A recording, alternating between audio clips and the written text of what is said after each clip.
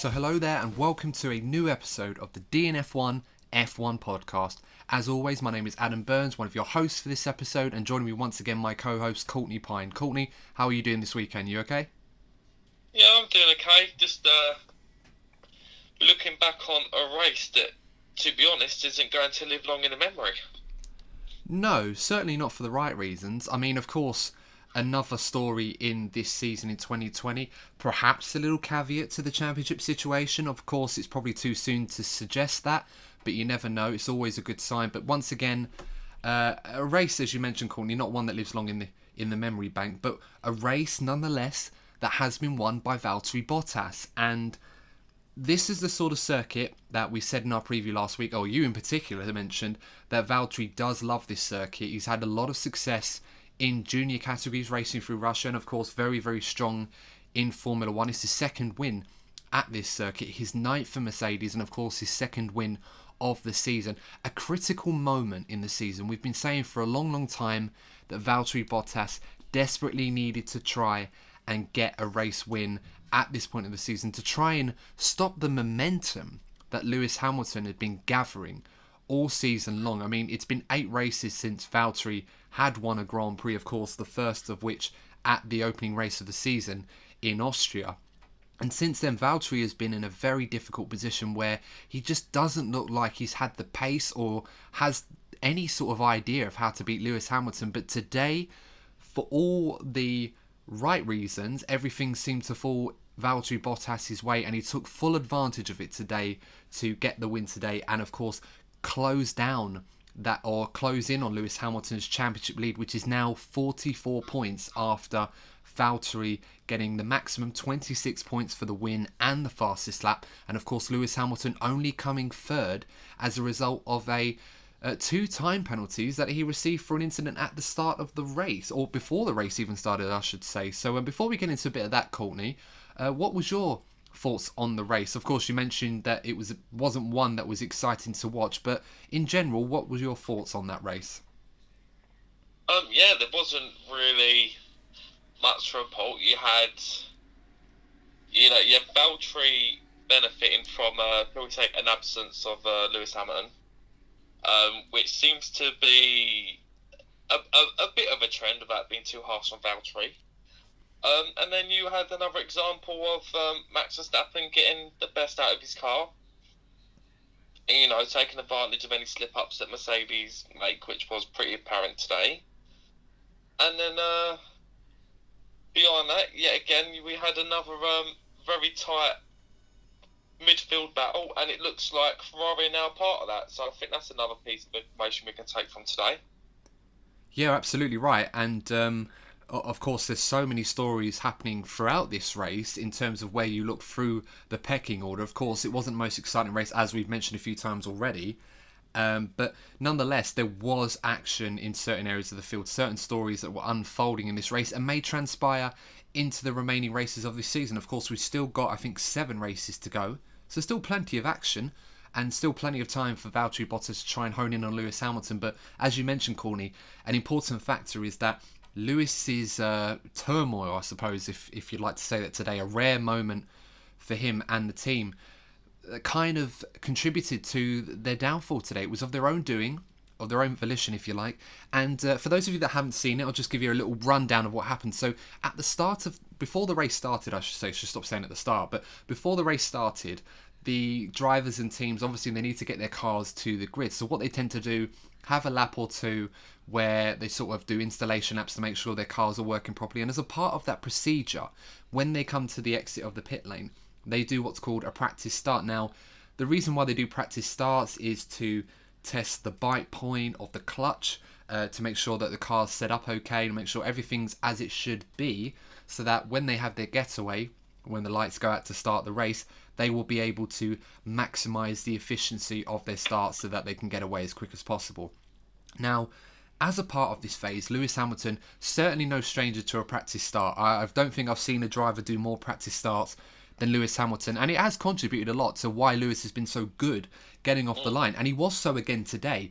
But what happened was Lewis came out of the pit lane, and he pulled towards the exit, so he'd already gone past the exit, towards the rundown through where it rejoins the race circuit. Lewis pulled over to the right hand side and parked his car to do a practice start. Now, for those of you wondering why this is a breach of regulations, it's not a breach of the rules per se in terms of technical or sporting regulations, but in the director's notes they obviously lay out a pre-race briefing of what they need the drivers to cohere to in the race, certain rules specific to a track. Now, in the director's notes in Article 19.1, it states that practice starts may only be carried out on the right-hand side after the pit lane exit lights, and for the avoidance of doubt, this includes any time the pit lane is open for the race. Drivers must leave adequate room on their left for another driver to pass. Basically what this means is that where Lewis understood this is that he went out of the pits, he pulled over to the right hand side just at the edge of where the pit exit was, and then did his practice start. Now, in Russia, for those of you that don't know how the circuit is, I'm going to put a picture on there for the YouTube viewers, so if you are listening to this on YouTube, you'll be able to see where Lewis put his car. But the exit of the pit lane in Russia, on that right hand side, it kind of joins the track from where Lewis was. So in order to get around Lewis, the drivers would have to go around him outside of where the pit lane exit would normally be to rejoin the circuit, which would be deemed unsafe. Now, this penalty was issued to Lewis Hamilton. Obviously, this breach of the the racing director's note, I should say, awarded him a 5-second time penalty. Now, Lewis got 2 of those, and the reason he got 2 of those is he actually did the same thing twice. We just didn't see it. We only saw him do it once, but of course, when they rolled back the footage before the start, he'd actually gone round and did it again.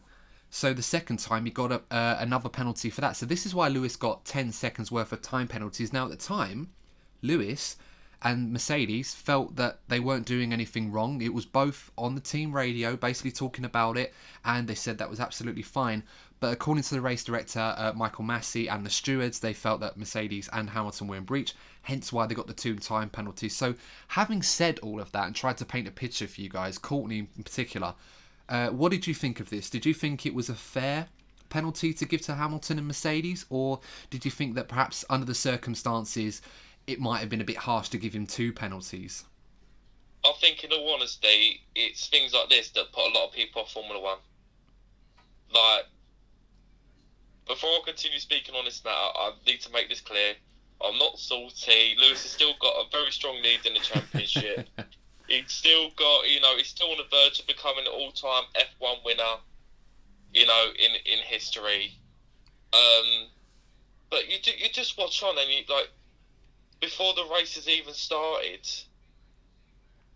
the result of the race is basically impeded because of where a driver positioned himself on the side of the pit lane, where it wasn't an immediate risk to the drivers coming out. I'd get it if you'd parked right, just if drivers had to really swerve out the way and come out at full speed. It wasn't that dangerous, but it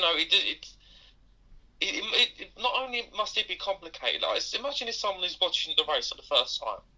That's the first race they're watching. They go, why is the lead having to stop for 10 seconds? Oh, because he positioned himself in a particular spot on the pit lane. It's just, I just think some of the regulations of Formula, and we've had this discussion before. Some of the regulations of Formula One are ridiculous, and I think a lot of people would agree on that. But on the flip side, it's been a great season for Lewis. Probably one of his strongest in terms of how he performs on track. Probably one of the strongest that we've seen. It just seems that the only thing that seems to be stopping Lewis from being even better is Lewis himself and the decisions that they're making. Because if I remember right, this could be the 3rd time this season where decisions based on position on the pit lane or not looking at dash lights properly has cost Lewis quite a decent haul of points. Non-Lewis Hamilton fans would be covering their eyes if you think about the amount of points that Lewis could be ahead if it wasn't for those 3 incidents this season. And it just seems that, could you imagine? I'm pretty confident he'll win the championship. But could you imagine if Lewis ended up losing the championship by 10 points or less, and you go, oh yeah, Lewis Hamilton lost the championship because of where he positioned his car just outside the pit lane. I don't know. I don't know how you feel about it, Adam, but it's just things like that that really put people off Formula One. Yeah, in terms of the purity of the sport, no one wants to see a championship battle or even a race win decided by an incident like this. It's quite interesting that this season in particular, as strong as Lewis has been, the only times when he's really seemed to lose a race or have it taken from him is through these moments where he gets these very, very strange penalties, very uncommon for incidents that usually happen as a result of an event or something out of the ordinary. Of course, we talk about the Italian Grand Prix with the going into the pit lane under the safety car when it was closed. Of course, him and Giovinazzi got a penalty for that, and it cost him the win there. Of course, we talk about the penalty he had for the incident with Alex Albon at the Austrian Grand Prix at the beginning of the season, and that was after a safety car restart as well. And then on top of that, you got the penalty that he got today. So I agree, it's not really what you want to see in terms of making the races interesting or these sorts of methods that are not necessarily methods that are put in place to stop Lewis from winning, but obviously Lewis not winning races as a result of that. I think, if I'm perfectly honest, Austria and the F1 70th anniversary race at Silverstone earlier this season are probably the only two races where I could probably say that outright Lewis was beaten on the day, hands up, and even then he wasn't necessarily overtaken in the normal conventional way. I mean, in Formula One these days it's very difficult to overtake, more so than it has been in the past, but even still Lewis hasn't exactly lost a race by being overtaken or beaten outright. It's been more about not being in the position in terms of the strategy as he was in Austria, and of course what followed from there with the penalty incident, the incident in Italy where he had to take the penalty after going in the pit lane when it was closed. In the F1 70th anniversary, Red Bull and Verstappen beat them on strategy in the race and done on there, which was refreshing at the time to see. Of course, it was brilliant, but you're absolutely right. It's a very, very strange penalty, but I will argue that despite it not being the most appeasing decision, I feel that it was one of those that would have to be made in the interests of health and safety. And I absolutely agree that where Lewis had put his car, it was very easy to see him and pit cars would be able to navigate. But the way that pit lane is designed, or the exit of it is designed, the cars would have to take evasive action to avoid Lewis, especially when he's doing a practice start. Not that they'd be travelling anywhere near the speeds that they would be during the race. Of course, we should stress that. But nonetheless, it seemed that the way the rules are stated, it looked like a slam dunk decision where they had to do something. Now, I will cast your mind back to an incident in Spa 2019 where Charles Leclerc did something similar. However, the way that pit lane exit is designed at Spa, where it's a lot more open, because of course it's just straight after La Source and it's very open, that you'd be fine. You know, there is a gap where you can put your car to do that. That's off the racetrack. Whereas in Russia, you've got that right-hander at speed. Obviously, no one's going down there, but the way it's designed, it makes it a lot harder for the FIA to call Lewis into the steward's office after the race and basically say, look, don't do that again. And perhaps because of what happened with Charles Leclerc in Spa back then when he was told that, it may have set a precedent where if someone does this again, they're going to get a penalty. And unfortunately for Lewis Hamilton, he just happened to be that one person.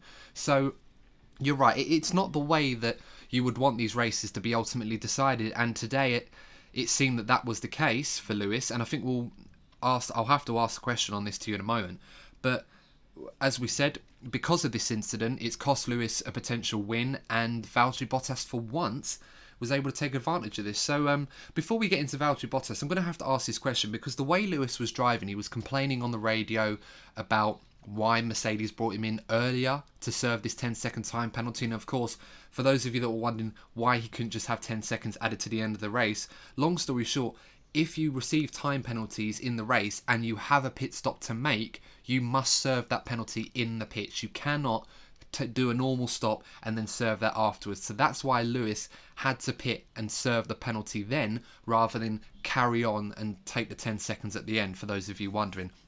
But the question is, Lewis was complaining a lot on the radio about tyres, the strategy, and I'll be honest with you, didn't seem like after everything that had happened and this sense of injustice that he had at the time. Of course, since then he's probably changed his opinion on that, given the explanation and the debrief he would have had with his team and the stewards. But we've seen a few times, whilst we've been enthusiastically praising Lewis Hamilton this season, over his career, sometimes when Lewis is in that mindset where everything is going against him today and he feels like there are external forces trying to stop him, that seems to be one of those only rare methods that prevents Lewis from actually wanting to fight, or at least at minimum take stock of the situation and say, okay, this is where I am, I need to get my head down, get on with it. Sometimes Lewis does go the other way and just has a defeatist attitude where he just thinks, well, I can't be arsed, I'll just bring it home and get third place as he did. Any reason why you think that may well be, Courtney, or if there's any truth to that opinion? I think partly, given the time we're living in Formula One, where you have to preserve things so much, I think he'll have learned, particularly from the 2016 season, where he may have fallen victim to having to, overuse the car, let's say, to catch up after every DNF he had, to catch up with Rosberg, and he's probably damaging the car more in the process, which led to him to have more mechanical issues, which did lead him on to lose the championship. And I think he may have learned a lot from that season, because since then he's become a lot more focused on looking after the car rather than outright pace.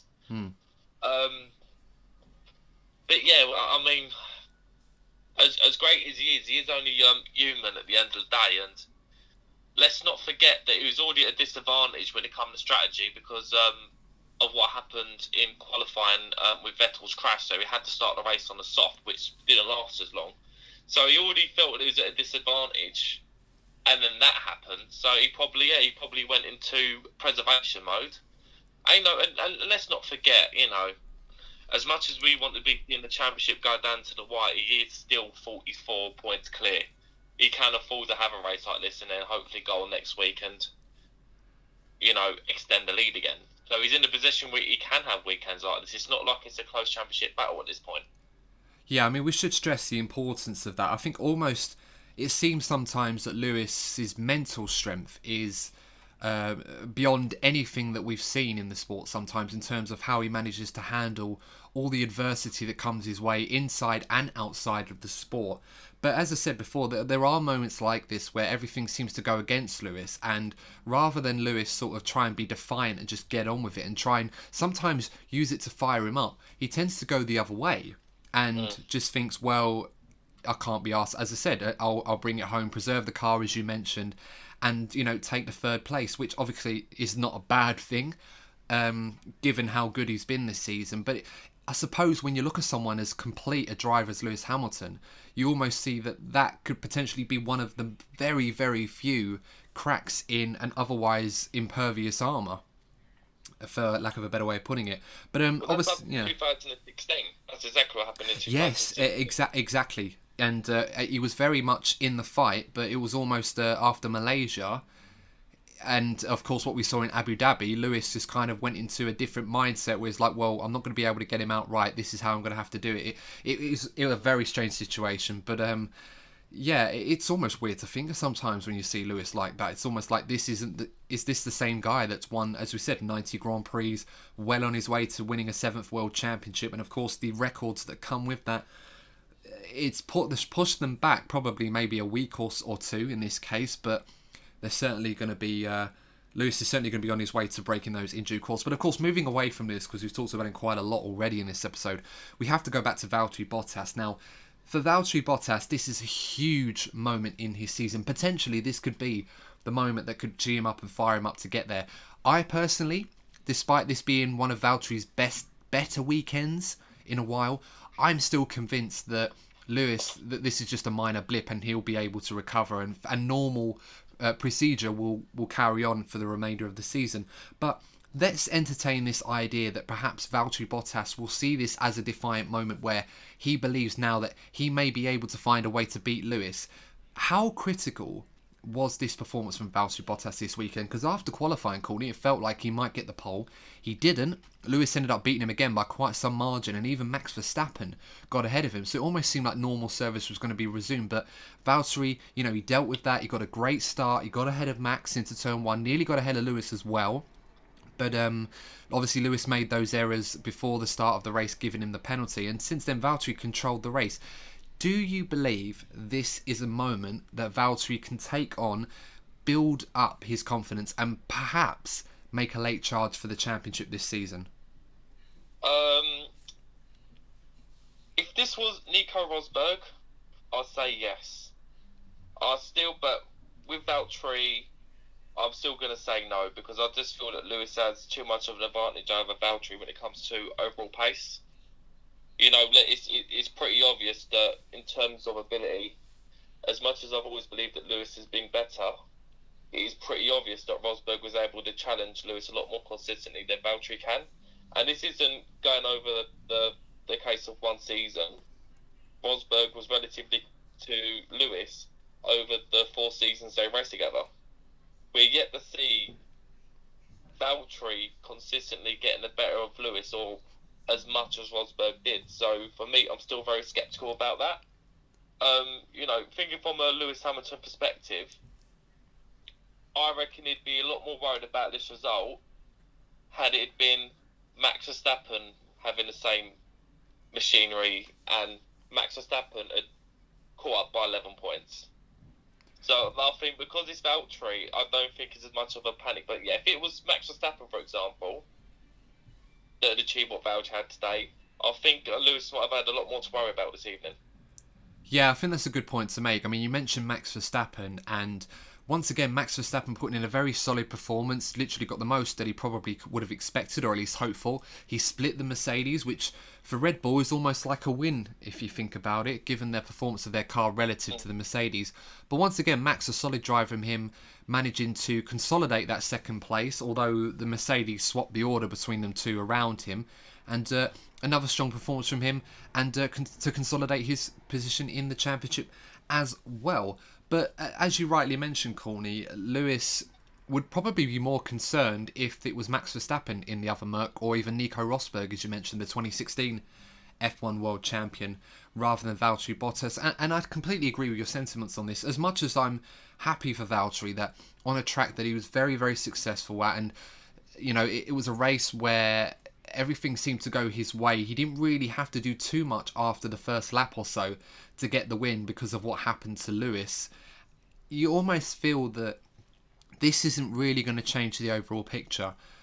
And this season in particular, we've seen that when Lewis has a blip in terms of his otherwise stellar, impervious form, he responds and bounces back very quickly, sometimes even more stronger than he was before. So for Valtteri, in my opinion, this is a good day for him. He'll enjoy today, he'll celebrate today, he'll reflect on what he did well in the race and what he could probably do to continue that form. But ultimately, it came about largely because he didn't have to worry about his teammate.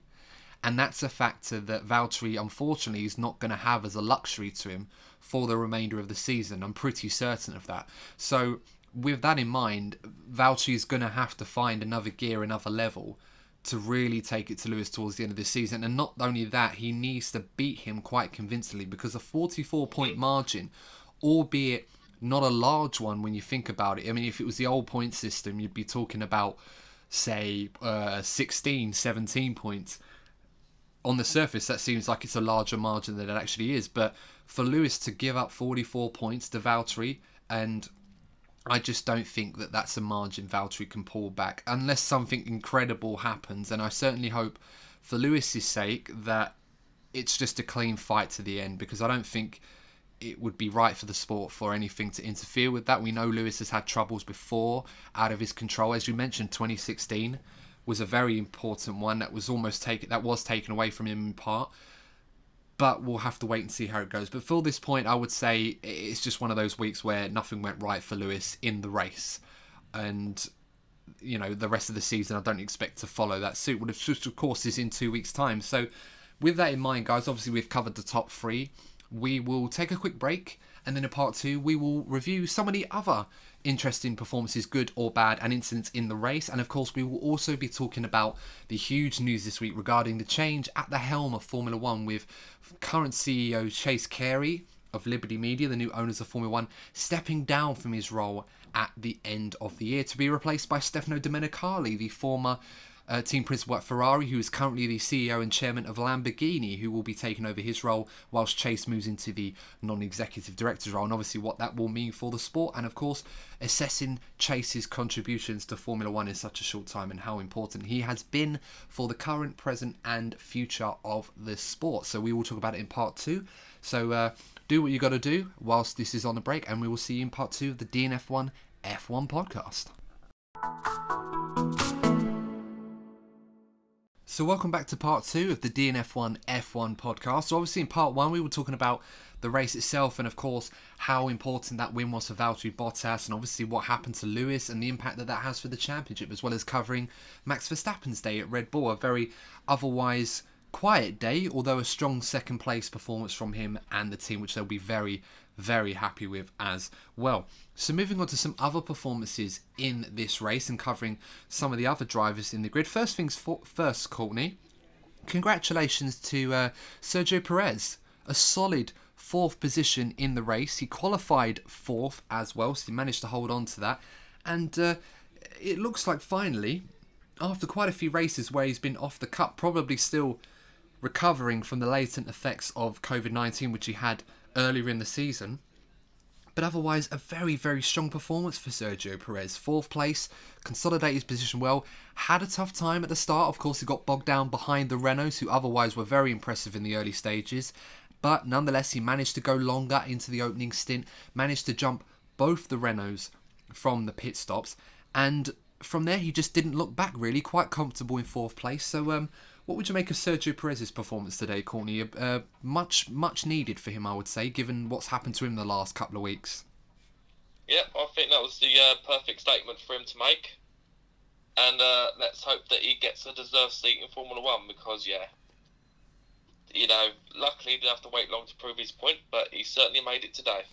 Absolutely, and I think for Sergio Perez, he's one of those drivers that, even though his resume would dictate that he shouldn't have to, he kind of has to use the remainder of this season to kind of show everyone, or even remind them, as why he is still a much sought after commodity in Formula One and in motorsport in general, because whilst the number of seats that might be available aren't exactly ones that would appeal to him in terms of wanting to win races from the get-go, it is still a good indication for some teams who may be unsure about their driver lineups for next season that Sergio Perez is on the market. He's still very quick, he's still very experienced, and of course very good at tyre management, which again proved to be a big factor for him today. Although the Russian Grand Prix, a street circuit, they don't tend to be abrasive by nature. If anything, they're actually quite good for tyre wear.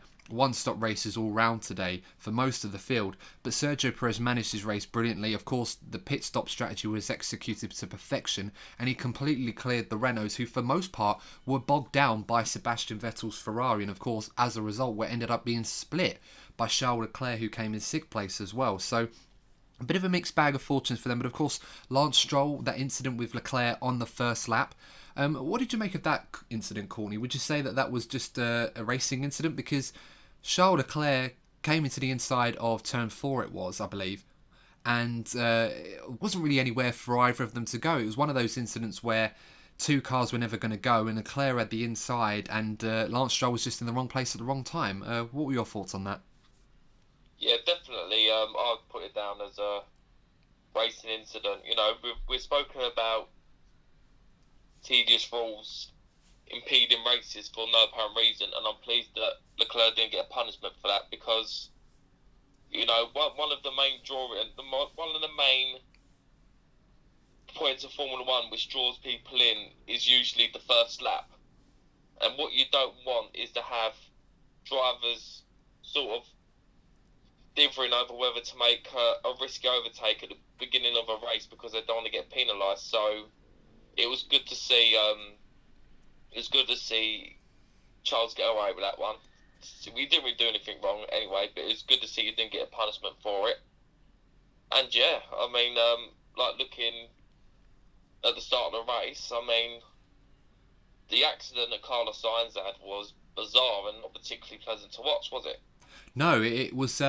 If anything, it was. I mean, obviously he's okay, and that's a good thing. But I was going to put this down to the kind of silly moment of the day of the race, really, where he tried to negotiate the outside sort of like the runoff area, which the drivers were instructed at turn one. If you go off beyond the sausage curbs, you have to go through this designated runoff area to make sure you can rejoin the track safely. And Max Verstappen committed to that very early on, so he went through there at normal racing speed and did so quite brilliantly. Carlos Sainz tried to do the same thing, but he didn't give himself enough room to open up that area and ended up crashing into the wall on the way out, which completely ruined his race. Which, I'm not going to lie, when I looked back on the replay, knowing he was okay, I found it hilarious, actually. And it was...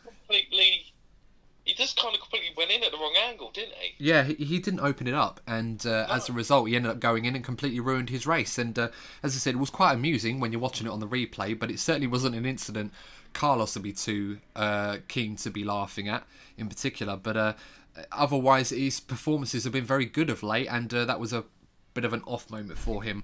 But so obviously looking through some of the other results today, of course, we should mention the Renaults.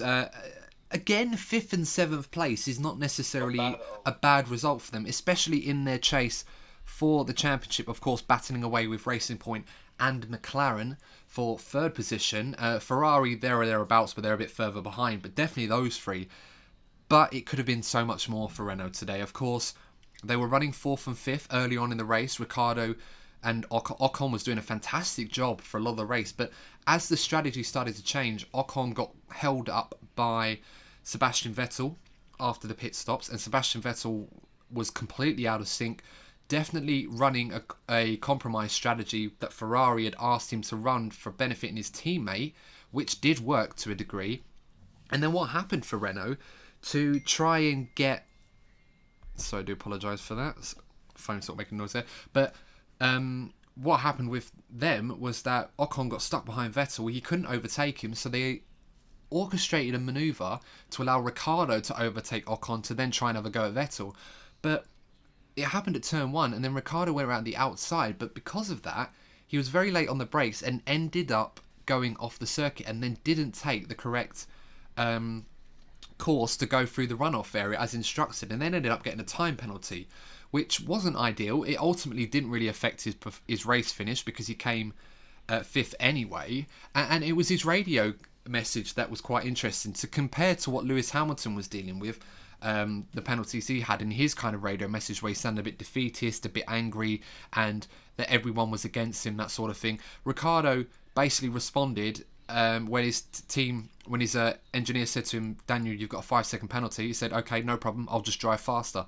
And he did. He got his head down, he just pulled a gap to Charles Leclerc, and he ended up comfortably finishing ahead of Charles Leclerc and keeping hold of that 5th place. So a good result for Ricciardo, but Esteban Ocon, Courtney, 7th place, not a bad result, but it could have been so much more for him today. What do you make of Renault's day today? Because they wouldn't be disappointed, but it could have been more for them. Yeah, I think this is another example of Renault's season since Spa. They've made a good forward step, but it always seems to be a case of so close yet so far. You know, like, I think, was it last time? Yeah, it was, wasn't it? It was the last time out where they were close to getting that first podium. You know, they seem to be like teasing the cusp of glory when it comes to relative success. But that is one team that I hope do get a podium, because I think they had their little whinge and a moan about Racing Point early in the season. They didn't dwell on it. They've obviously put a lot of work in to improve, and I think, you know, they definitely deserve some type of glory for what they've done this season. It's a very big change for Renault. I mean, they've gone a long way in a short space of time. I mean, last season we were talking about a team that were the 4th best team in Formula 1, best of the rest, if you like, outside the top 3. And last season, their car didn't work. for lack of a better way of putting it, it was wrong, it wasn't very drivable, the balance was off, and the drivers just couldn't get the most out of it. Moving forward to 2019, or 2020 I should say, they stripped the car apart. They basically said that this is a brand new car compared to what we had last season, and over time, through development and hard work, they've managed to put this car into a position now where rather than being on the fringes of the points, they're now on the fringes of a podium. And under the right circumstances, I absolutely agree. I think a podium is definitely on the cards for Renault. Will it happen this season? There is a possibility. Still plenty of time for that to happen. Particularly in Spa and, of course, Mugello in Italy. They were very, very good. And Daniel Ricciardo in particular was very, very strong. And Esteban Ocon today, the early stages of the race, seemed to have Ricciardo covered off. It was only until the pit stops happened and Ocon got stuck behind Sebastian Vettel, which allowed not only his teammate to overtake him, but also Perez and Charles Leclerc. So a huge missed opportunity for someone like Esteban Ocon, in a sense where the car is getting better. But these are all good things for Renault. I'm not suggesting that they're going to slip into this other dynamic where that before they were in a not so great car having to maximise results through strategy innovations and brilliant tactical decisions, to being a team that has a very quick car but making blunders in the pit wall, or drivers making mistakes costing them valuable points. I don't think that's where they're going, but it was one of those days today where normal circumstances in the past they'd be delighted with that result, but today they might feel that we could have got a bit more. So a bit of a mixed bag for them. Yeah, I must say though, when it comes to Renault and the direction they're heading, considering there isn't really going to be much of a change going into next season, we're talking about the purists of the sport and everything. As a purist, if Renault keep this up, we could well see the exciting prospect of seeing Fernando Alonso come up against Max Verstappen next season. Now, wouldn't that be great to see? Hopefully, a rejuvenated Fernando Alonso coming up against Max Verstappen. Let's hope that happens, eh?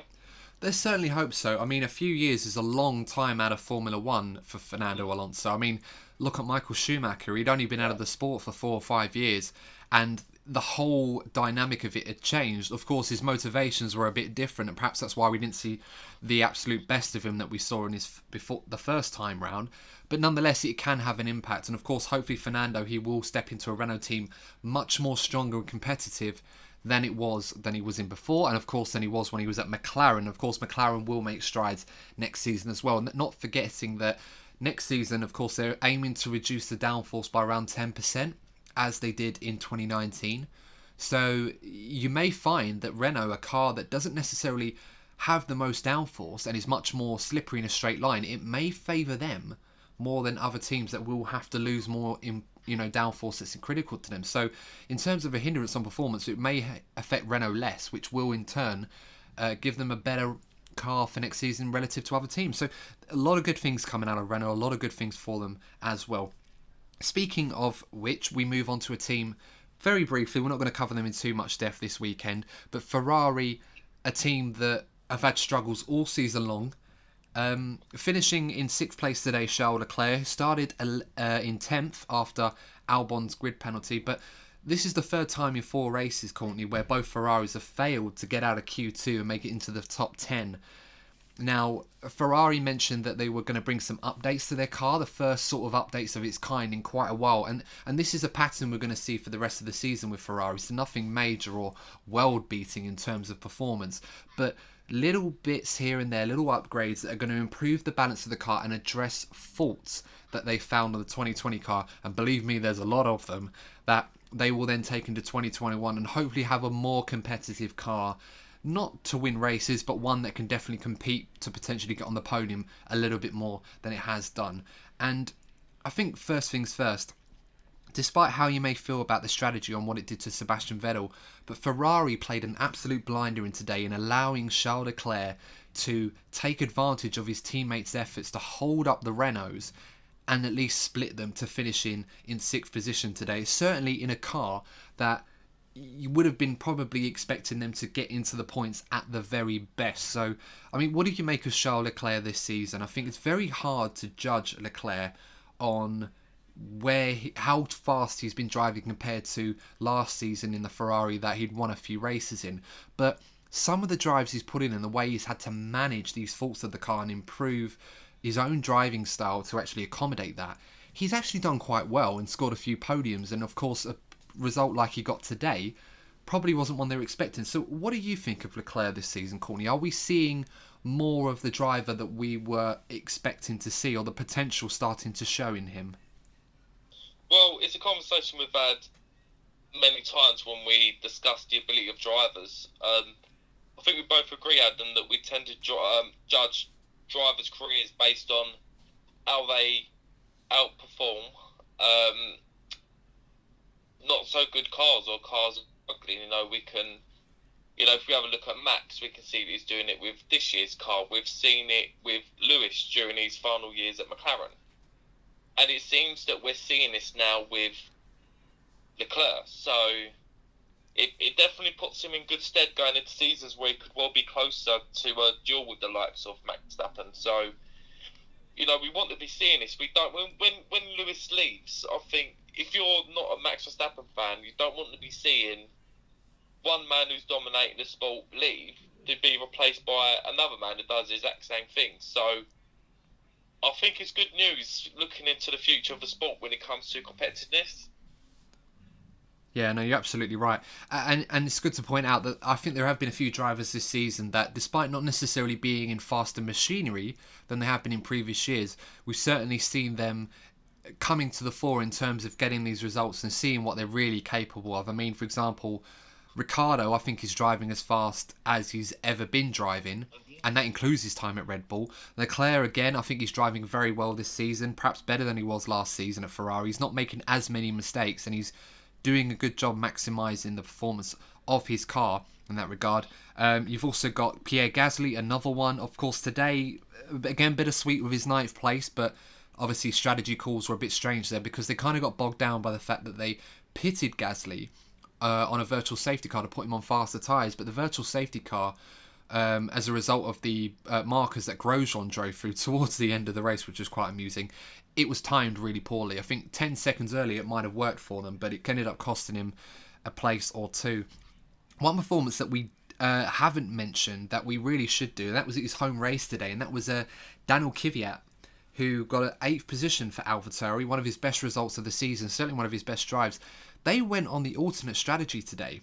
They, outside the top 10, he was 11th on the grid, I believe, and he ended up starting... 11th on the grid. So he ended up starting on the harder tyres. He went a completely different way, went long into the first stint, and then ended up coming out on the mediums in the top 8.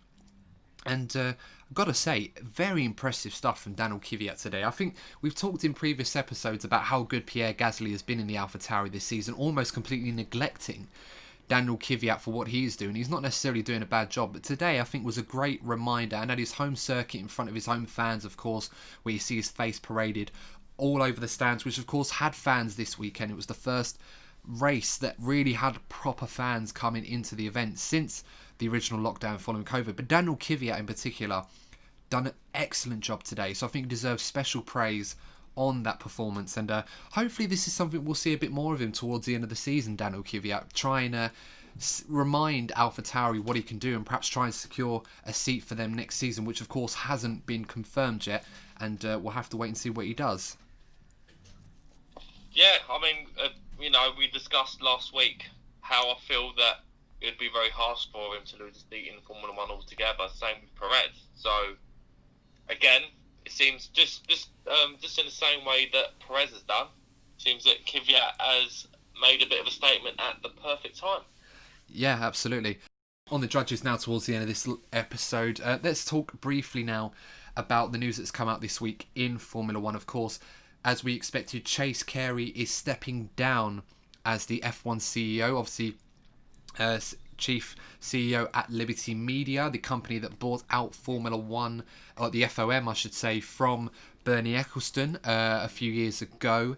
Chase Carey in the last few years has been a pivotal figure in this sport, in its development, obviously preserving its heritage, maintaining the sport's financial situation, and playing a huge role in helping to make sure that this season had actually took place, and obviously what we've done following COVID.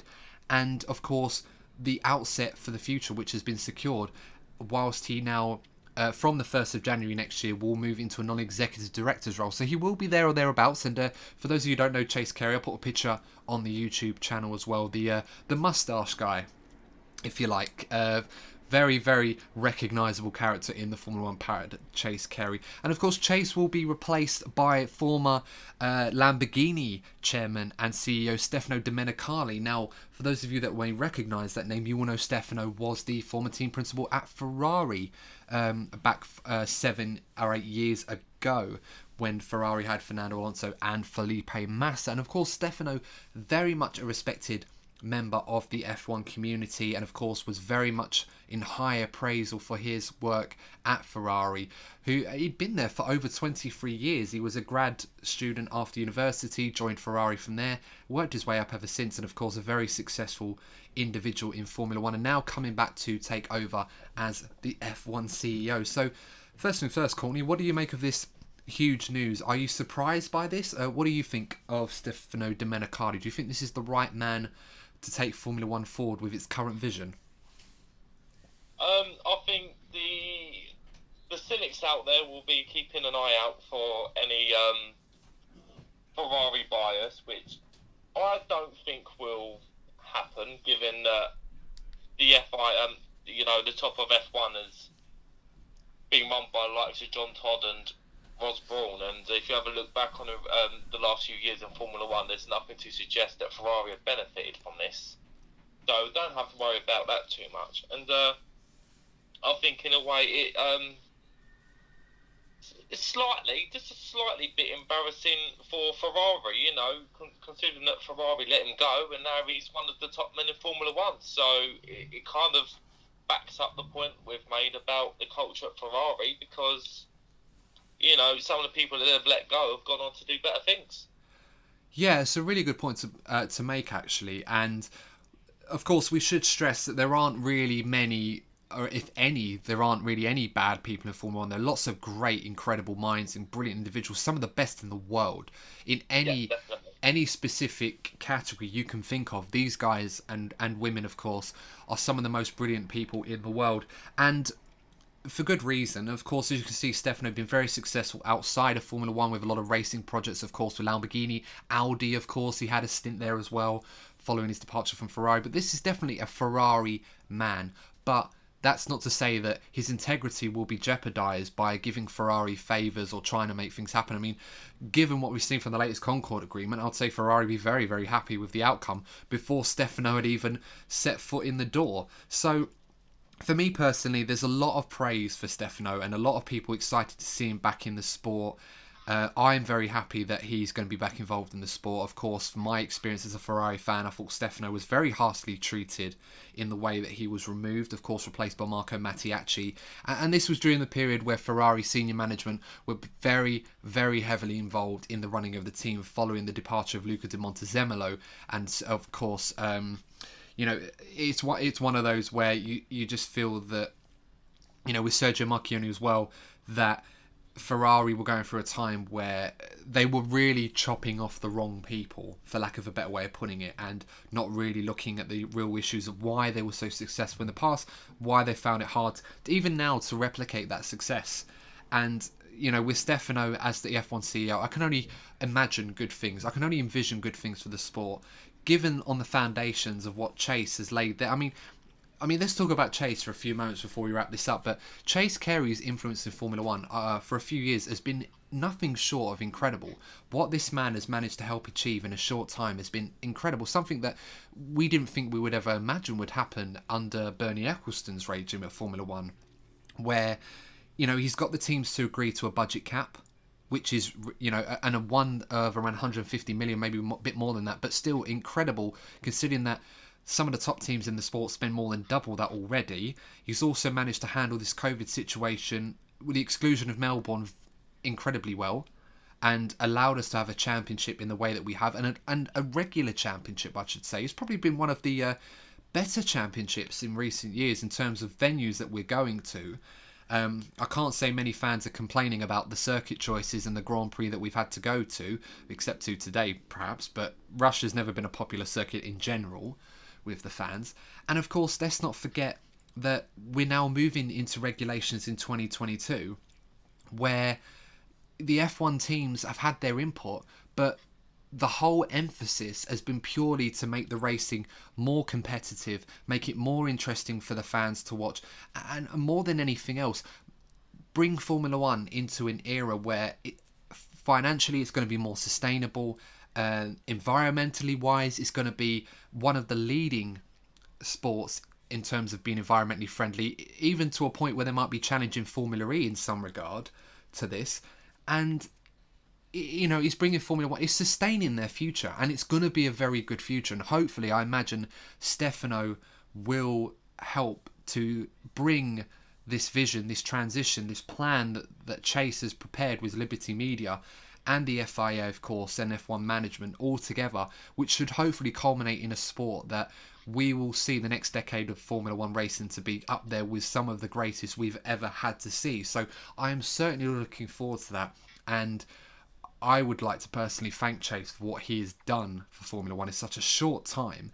And I'm glad that someone like Stefano is going to be helping to see that through, because it's very easy for someone to come in with that in mind and then try and revert it back to how things used to be. But with the integrity of the people we've got in Formula One, right, making the decisions and working with the teams who have been very heavily involved, I can see nothing but an exciting future for the sport.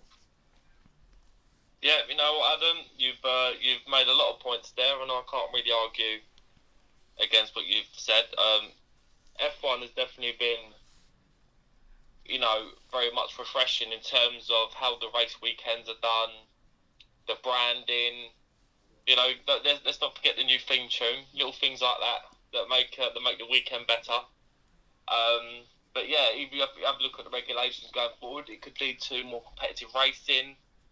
Whereas, Bernie Ecclestone did do great things for the sport, but it definitely did stagnate, let's just say. There wasn't really needed changes for a very long time, and we've seen big changes being made for the better going into the future in the last few years, and let's hope that continues. Absolutely, and of course the theme tune is right for you to mention there, although I don't know why, but I always seem to prefer the parody version with the recorder playing the tune, the flute, rather than the flute being played very, very badly, rather than the original one. But still, absolutely brilliant nonetheless. And as I said, I'm excited by it all. Adam. Yes. Can we make the F1 foul flute the outro for today's episode, please? We can certainly try. I'll certainly try to get it in. I'll have to see if it's copyrighted or not, because we can't use content that we don't own without prior permission, of course. So I'll try, but as a bit of a meme there, but we'll have to see what they say about that. But nonetheless, guys, of course, that's always a good way to end this episode. And for those of you that are obviously new to the channel and new to the podcast, thank you very much for joining us. And of course, those of you who are avid listeners of the past, thank you once again for tuning into another episode of the DNF1 F1 podcast. And of course, don't forget to follow us on social media, DNF1_podcast on both Twitter and Instagram, and on YouTube it's DNF1-F1 podcast. So as what a great way to end this episode, guys. Thank you very much for joining us, and of course, make sure to like, share and subscribe if you're listening to us on YouTube. If you're listening to us on your favourite podcasting platform, whatever that may be, make sure to follow us and download as well. We really appreciate you for joining us for this hour or so, and we will see you in the next episode next week. So until then, take care, stay safe, and we will see you in the next DNF1 F1 podcast. See you soon.